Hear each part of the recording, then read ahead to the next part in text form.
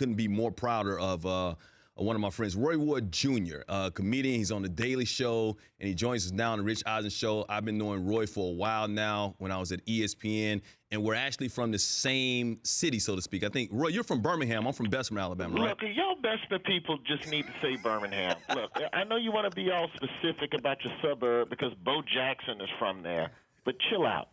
Don't forget Jameis Winston is from Bessemer as well. Of course. Yeah. Of course. Yeah. So just say I'm near Birmingham or something. Y'all kill me with that. Charles Barkley need to stop with that Leeds nonsense, too. We're going to have Barkley on the show a little bit later today. You tell him I said it. He doesn't know who I am, but you tell him I said it. Hey, Roy, at least I'm not fabricating it, though. At least I'm not lying and saying that. I'll be lying and saying I was from Birmingham if I'm actually from Bessemer, unlike Ryan Lochte. The only mistake Ryan Lochte made was not going big with the lie. How big would you have gone? Look, I'm telling you right now, Mike Hill, if I'm lying about being robbed, then dang it, that was grenades, it was a bazooka, it was 2 tanks.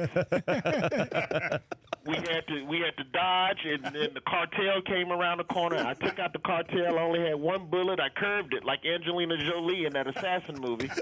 Yes. You got to go big with your lies. You don't go small. That's how he got caught. You already said at the last break. He cocked that gun. I said, I'm not getting on the ground. Man, please. Do you know anybody that faced in that situation, Roy, that would act the same way Ryan Lochte said he acted? No, not in another country. Not in a country that has so many pockets of lawlessness like Brazil, because the crime is so much more unpredictable. Even in America, for the most part, there's some level of rules to robbery and crime where you get a window to keep your own life. Whereas overseas, certain countries, they shoot you first, then take your stuff. That's true. They don't ask for your stuff. They just take it. They shoot you and then take it. Some of the police over there are the robbers. So it's like foreign countries are not to be messed with, man. There ain't no way. They are not. We're talking to Roy Wood Jr., comedian. He's on the Daily Show. Once again, I'm very proud, man. You're having a good time over there. How much fun are you having, and how has this show changed your life? It's been a blast, man. It's been fun. It's been a bit of a whirlwind because we came in right in the election. You know, I ain't gonna get into all the politics, but I'll say this much: I've been sent to some interesting places in this country where people have varying opinions about politics. Give us one of those places that you've gone to. One of the more memorable places that you've gone to. Well, outside of the actual convention itself, I went up to New Hampshire for the New Hampshire primaries. I did a ride-along with this 80-year-old couple. They've been married like 50-something years or whatever. They go to all of the primary speeches. Even though they know who they're voting for, they go to all of the primaries. The only thing I can compare it to is some sort of like political Coachella or something, where they go see all the speeches, and they had it all laid out on a map. And we're gonna go see Ben Carson at 2:30. Then we're gonna go see Chris Christie, and then I think Rand Paul has a brunch that we're gonna go to. I'm like, y'all need to sit down somewhere. Just go somewhere and be old. They are enjoying life. Mike Hill filling in for Rich Eisen, talking to Roy Wood Jr., comedian, correspondent on the Daily Show. How has this presidential election overall made your job easier? Because, you know, some characters out there. Some characters is one character. I didn't want to bring one person up. You know, the thing about it, man, is that part of me just wants to believe that behind closed doors, Trump is just chilling and just going, all right, what can I say next? What's the next? Oh, I know what I'll do. I'll go in front of a room full of white people and talk about the African-American vote. Yeah, that's good. That's good. I'm going to do that tomorrow. Say what you want about him, but it's definitely going to be a bunch of people showing up to vote against him and vote for him. So if nothing else, voter apathy will be down. Yeah, must-see TV. Roy, let's talk a little sports here, man. I know you're from Birmingham, but you're a Dolphins fan? Yeah. And you're a Cubs fan. Yeah, and you can vouch for this. Okay. Those were the only 2 teams that came on television in Birmingham. If you had cable, you got regional coverage for football. I tried to explain to a kid the other day that there was a time on this earth where you only got 2 football games a day. It was none of this Sunday ticket, pick a game, and you get the late game, and you get a Thursday game, and you get a Monday game. No. You get 2 games on Sunday. Whatever game come on at 1 o'clock, dang it, that's the game you watch. You don't get another game to choose from. And more often than not, in the South, the Dolphins were the dominant team in the 80s. The Bucks were trash. The Saints were trash. The Falcons were so-so.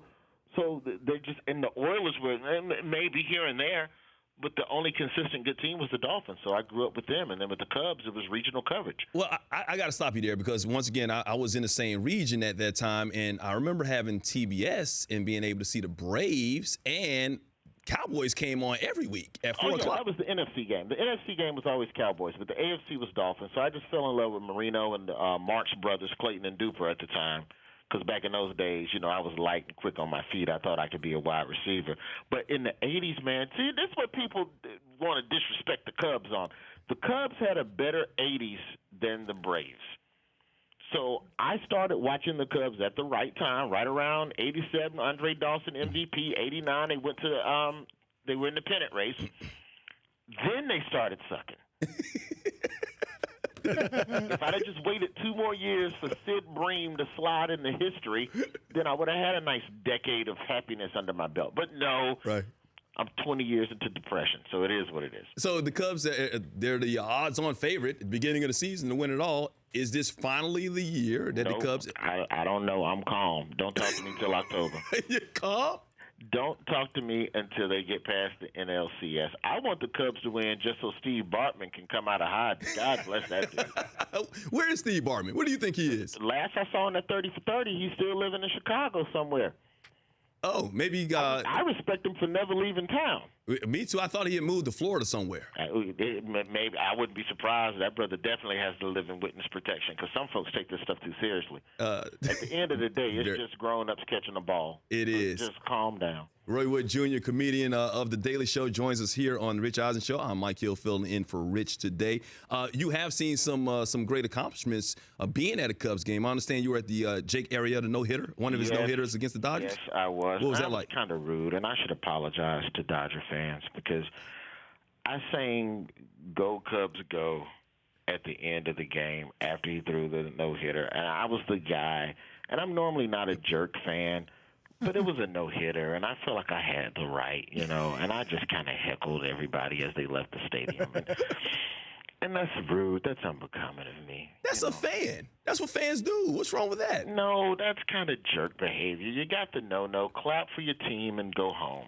There's no need to heckle the other people who showed up and got a ticket or whatever, man. Hey, we got to do fantasy football this year, man. You and me, or is your leagues already locked up? No. I'm doing a fantasy football league with another guy. Tori's doing a fantasy football league. We should get into it. Let me in, man. Are you that good? Are you good at fantasy football? I am competitive. I am alert every week. I update my roster. That's all you need to know about me. I just hate these people who act like they fantasy football league is some secret fraternity. Well, I don't know if we'll have room this year. Bruh, it's not the Illuminati. It is. I didn't ask you if I could join your fraternity. I just want to play fake football with you. Yeah.